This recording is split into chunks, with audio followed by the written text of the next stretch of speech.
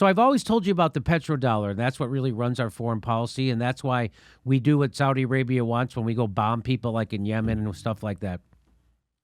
And also, so guess what? So they're gonna get the petrodollar once we went off the gold standard. So Nixon takes us off the gold standard. So now what do we got to back up our money? We get a deal with Saudi Arabia that Saudi Arabia will make anybody who tries to buy oil from them, they would have to use American dollars to buy oil from them. And why would Saudi Arabia agree to that? Because we then promised Saudi Arabia to use our military anywhere they wanted. And that's why we're helping commit a genocide in Yemen.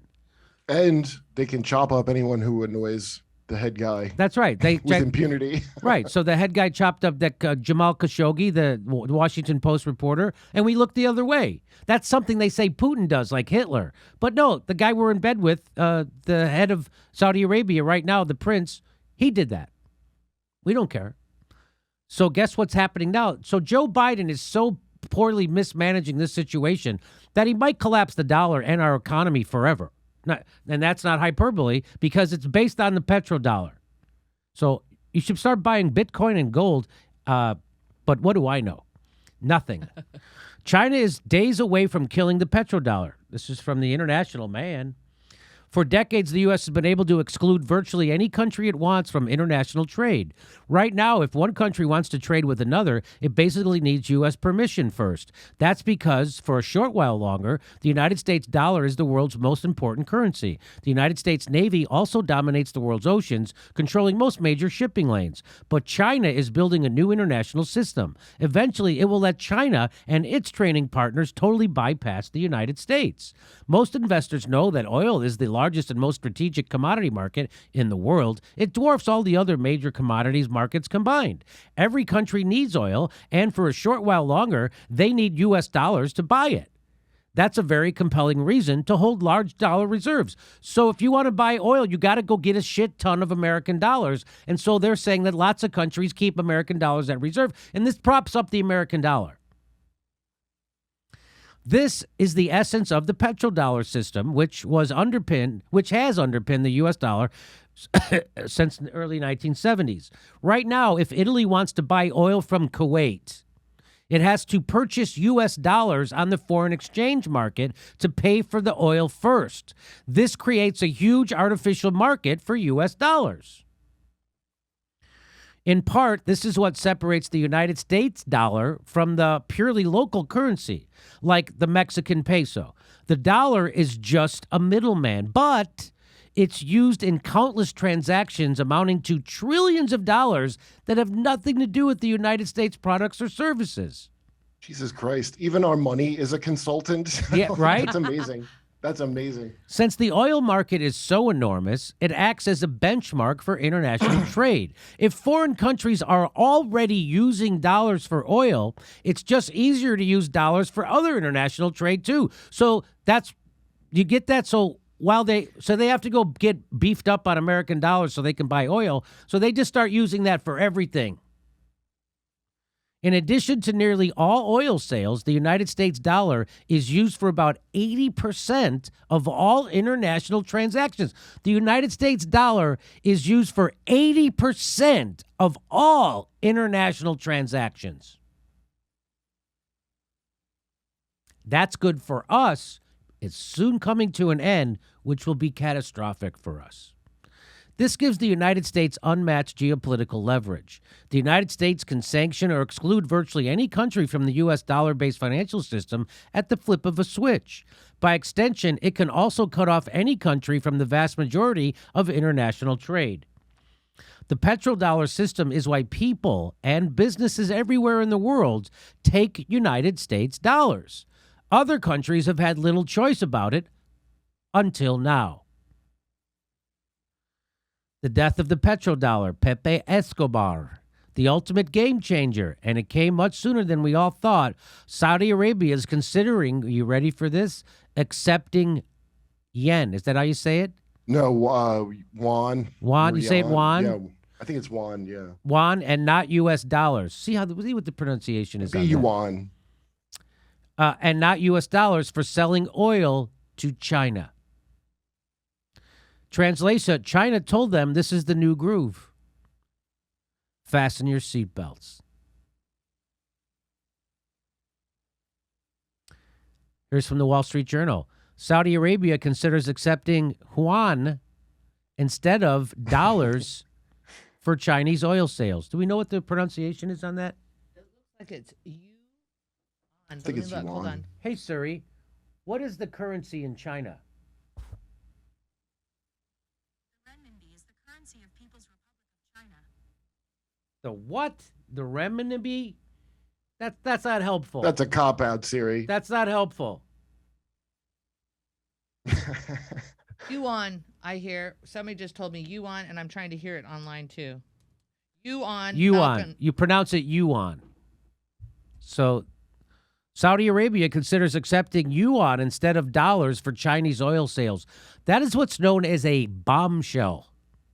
Well, we all better learn how to pronounce that, I guess, huh? Yes. I guess we're all better learn how to pronounce. We're saying no dollars, only yuan, please. And here is Pepe Escobar says that China will buy Saudi oil in yuan, and this will accelerate the death of the petrodollar. Oh, my God.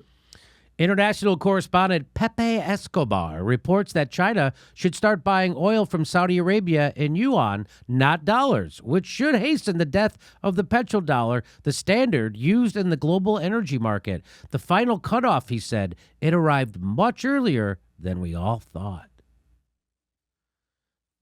The Kazakh newspaper Capital reported that the Eurasian Economic Union, formed by Belarus, Kazakhstan, Russia, and China, will develop a project for an independent international monetary and financial system. This is not good for the United States. If Trump was letting this happen, people would be screaming. But Joe Biden is doing it, and nobody's saying anything.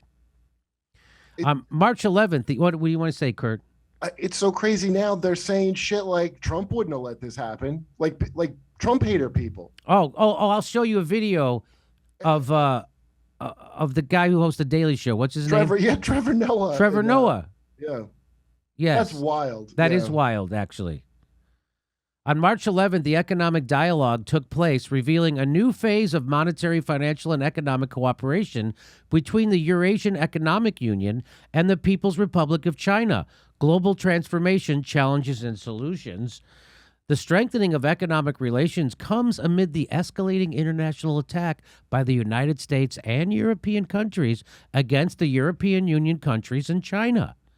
The current war in Ukraine has increased the international boycott of Russia.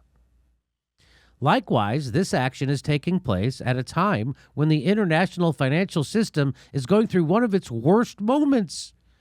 The announced project will allow greater independence of the Russian-Chinese bloc and cooperation in the field of development. It is assumed that the new system will be based on a new international currency.